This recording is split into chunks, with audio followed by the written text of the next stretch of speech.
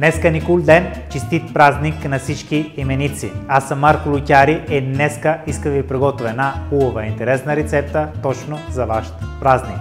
Към нашата рецепта е необходимо рибатон, шамфастък, круша и медена горчица. За шамфастък вземем един чопер. Почваме от круша. След като сме чистена круша, добавяме една ложица медена горчица с горски челен мед от различни региони на България. Малко зехтин. Пасираме всичко.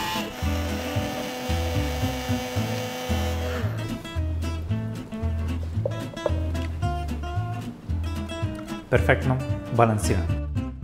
Вземем едно парченце рибатон.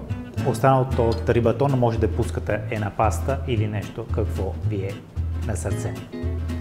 Пускаме малко любимия зехтин в тиган.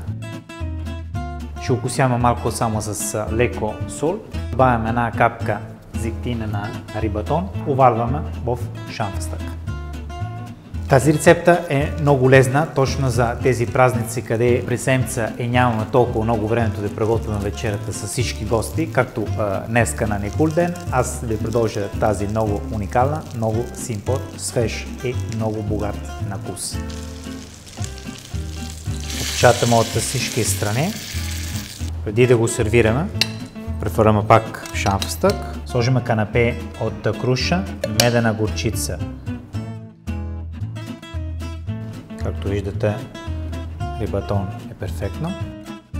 Ще добавим малко микрорастения. Рибатон с медена горчица, пълна с аромат, свежестта от меда и круша. Честит празник пак от новото на всички. От мен Марко Лутяри. Бон апетито!